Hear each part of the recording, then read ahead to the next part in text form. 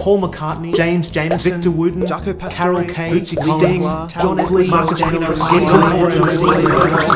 they all use this genius trick that makes sure their bass lines go from ordinary to extraordinary. And in this video, you'll see just how easy it is to start doing this for yourself, even if you're just a beginner. Plus, I'll show you 2 ways that Motown legends take this trick even further, and all you need to get started is just 3 frets. This video is brought to you by my 21-day beginner bass challenge, link in the description. But before we even get to the super fancy stuff, we need to talk about the simplest version of this trick. Imagine you need to play over an E flat minor chord going to an A flat 7 chord. You might play something like this.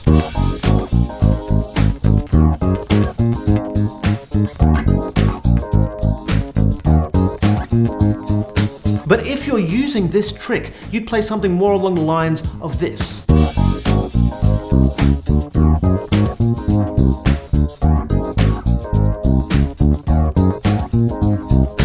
Way cooler, right?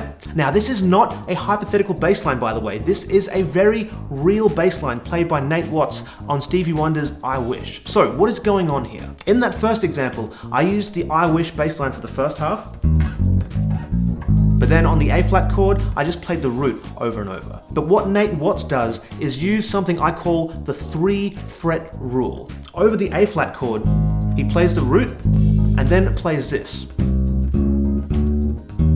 Yeah, he's going 3 frets below the next chord he's going to, his target chord, and simply playing each of the notes. This is the trick. Whatever your target chord is, the one you're aiming to get to next, you simply approach it by 3 frets. In this example, we played the A flat and then 3 frets below the E flat, which was our target chord, but you can also go from 3 frets above as well. Check out this Paul McCartney bass line without using the 3 fret rule. And now with the 3 fret rule.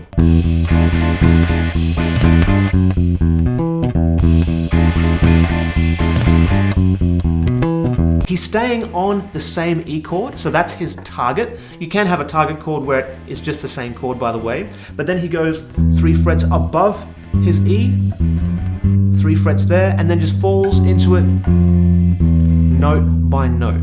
Without the 3 fret rule, it's kind of like hearing in black and white, but with this 3 fret rule, it's like hearing in Technicolor. So, how do you know whether to go 3 frets above the target chord or 3 frets below the target chord? Now, that is a great question, but before we answer that, I want to show you how 2 absolute Motown legends take the 3 fret rule to a new level without necessarily needing to know all the intricacies of music theory.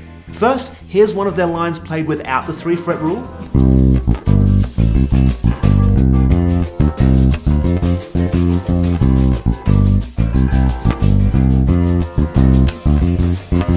And here's the same bass line with the 3 fret rule.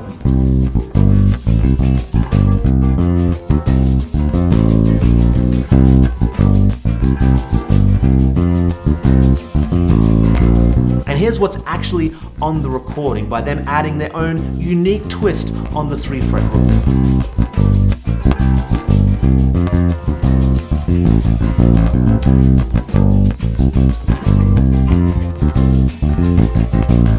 This is such a genius idea, and it is so simple. Now, if you don't know this bass line, it is Carol Kay playing on Joe Cocker's Feelin' Alright. And all she's doing in this bass line is playing the 3 fret rule, but in between each note, she's replaying the note that's 3 frets below the target, kind of bouncing back and forth like some kind of funky yo-yo, right? In this case, the target chord is that C chord, and she's yo-yoing back and forth to the note that's 3 frets below that A right there. So she's going back down to the A, 2 frets below, down to the A, and then back up to that target chord there. Yeah? It makes the line super bouncy, like a kangaroo riding a pogo stick on a trampoline, right? But it's not like she's doing anything super fancy here concept-wise. She's just modifying that 3 fret rule. And this Carol Kay method is definitely something that you could do for yourself. But what about this other bass legend and their method? Well, here's one of their bass lines over that same chord progression, funnily enough, but without the 3 fret rule. Then the same line with the 3 fret rule. And now let's listen to what actually gets played over the recording.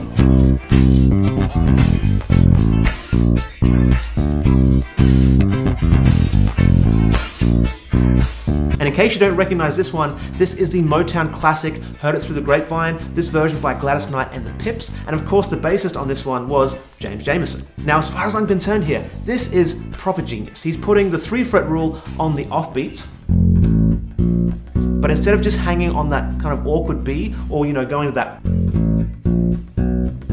C early and having a bit of a premature articulation, he actually goes above the target chord. In this case it would be 2 frets or a whole step above the target chord, and then slingshots back down and resolves everything on beat 1. 1 right there. Again, it's still the 3-fret rule, same idea, same concept, but just a slight variation that you can also use whether you're approaching from below or above. Just go ever so slightly past your target chord, and then use that slingshot kind of idea to bring it back down to the target chord, let everything resolve on beat 1. So how do you know whether to fall into your target chord from above or scoop into it from below? Well, check out some of these examples, see if you can spot the pattern here.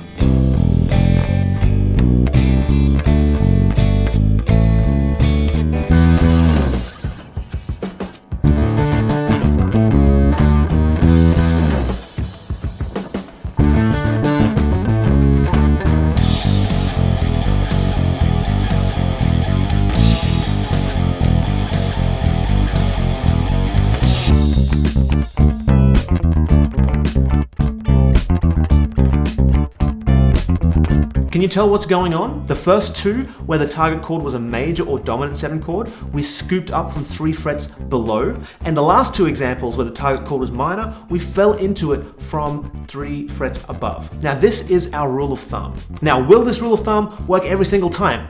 No, it is a rule of thumb. It's about as reliable as a hand that's all thumbs. That's not a good analogy, but it's not an ultra reliable rule. In fact, I wish the very first example that we used in this video, it doesn't fit this rule of thumb.